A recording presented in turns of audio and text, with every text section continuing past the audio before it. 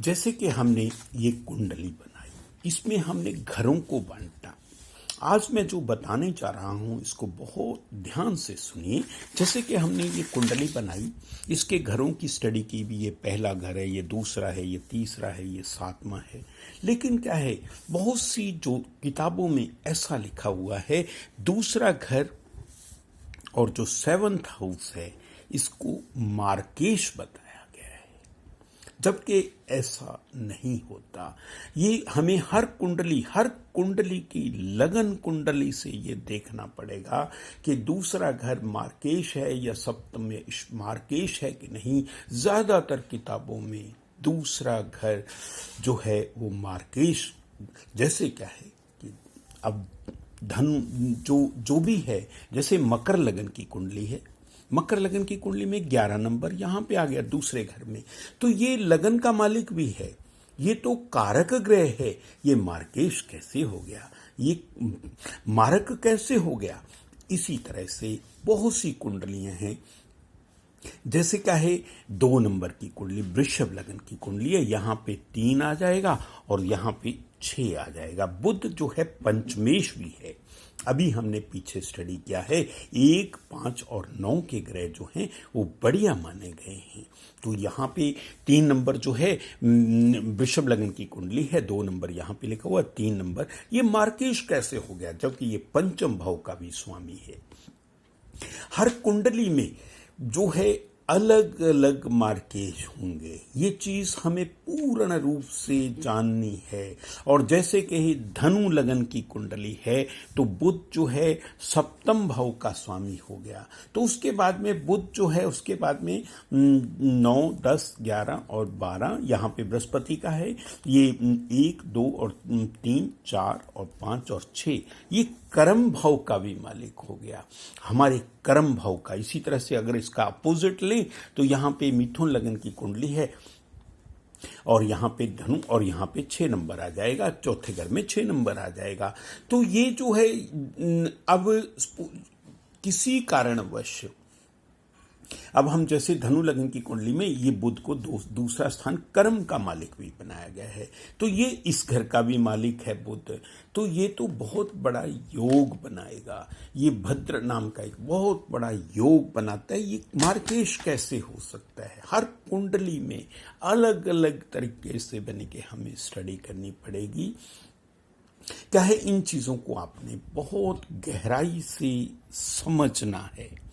उन गहराई से समझने का मतलब क्या है कि हमें ये तो मार्केश के बारे में जो भी आज तक किताबों में लिखा हुआ है, दूसरा घर और 7वां घर मार्केश होता है, वो नहीं होता। आपको ये चीज समझ, जैसे क्या है, मकर लगन की कुंडली है, मकर लगन की कुंडली है और चौथे घर का मालिक बृहस्पति है, सॉरी चंद्रमा है। यहां पे बृहस्पति उच्च का होकर बैठ जाए वो तो उसको धनवान बना देगा, वो तो बहुत बड़ा अमीर आदमी बना देगा।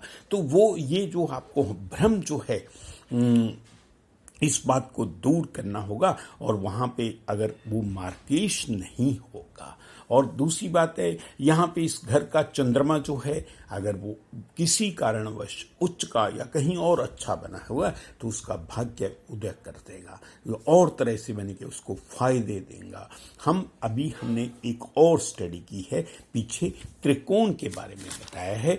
3 त्रिकोण के बारे में मैंने आपको बहुत बताया है, जो कि पहला घर होता है, 5वां घर होता है और 9वां घर होता है। और बहुत से ज्योतिषी, हमारे ज्योतिष में बहुत से लोग ज्योतिषी भी मेरे पास आते हैं जो कि इनको शुभ माना गया है, बहुत बढ़िया, जो हमने शुभ माना गया है। लेकिन अगर वहीं उनकी प्लेसमेंट अच्छी ना हो तो वो शुभ कैसे हो सकते हैं। जैसे क्या है कि जैसे कुंडली है, अभी हम कुंडली पढ़ रहे हैं तो कुंडली मेष लगन की कुंडली है और पंचम भाव का स्वामी कौन हो जाएगा, सूर्य हो जाएगा। सूर्य अगर सप्तम भाव में नीच का होकर बैठ गया, अगर किसी पोंगा पंडित ने उसको सूर्य का नग पहना दिया तो वो तो जो है पूर्ण रूप से उसका बंटाधार हो जाएगा, नुकसान हो जाएगा। क्योंकि सूर्य जो है उसका कार्तिक मास में एक तो जन्म हुआ होगा, दूसरा सूर्य उसका नीच का हो गया होगा, तो जिसके कारण वो सूर्य नेगेटिव हो गया है। उसको हमने उसकी पूजा की जा सकती है, उसका नग धारण नहीं किया जा सकता। इसी तरह से हमें कुंडली के हर भाव को अलग अलग तरीके से जो है स्टडी करनी।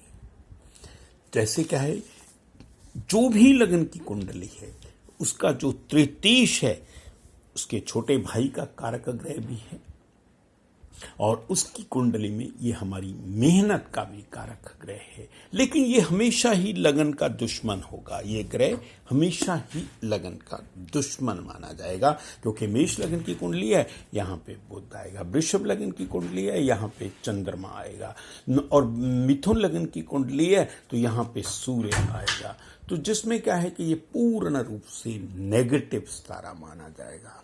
ये मेहनत का कारक ग्रह तो है, लेकिन इसी तरह से हमें सभी कुंडलियों के बारे में एक एक तरह से उसको बहुत गहराई से जानना है कि अगर जैसे लगन की त्रिकोण के बारे में हम स्टडी कर रहे हैं, त्रिकोण के बारे में अभी हमने स्टडी किया त्रिकोण के बारे में।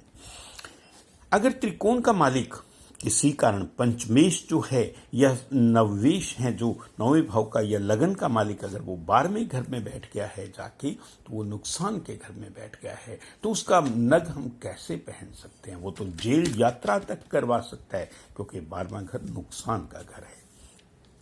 इसी तरह से पंचमेश अगर वो छष्टेश हो गया, अगर वो अष्टमेश हो गया, अगर वो जो है पूर्ण रूप से 12वें घर में जाके बैठ गया, तो ये विद्या का घर है, ये बुद्धि का घर है, ये बच्चों का घर है। रादर उसको एजुकेशनल प्रॉब्लम दे सकता है, जो एजुकेशन उसकी नॉर्मल, रादर ये पेट का भी घर है, उसको पेट में भी प्रॉब्लम दे सकता है।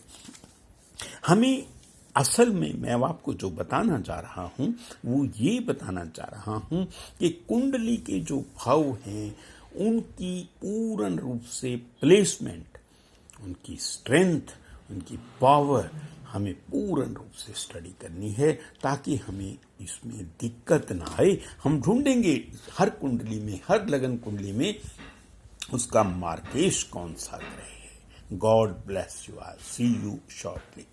बहुत जल्दी मिलते हैं नेक्स्ट वीडियो में। मैं ज्योतिषी राम गोपाल भारद्वाज ज्योतिष केंद्र की तरफ से आप सभी लोगों का वीडियो देखने के लिए धन्यवाद करता हूं। जिन लोगों ने अभी तक सब्सक्राइब नहीं किया, please like, share and subscribe my channel Bhardwaj Jyotish केंद्र।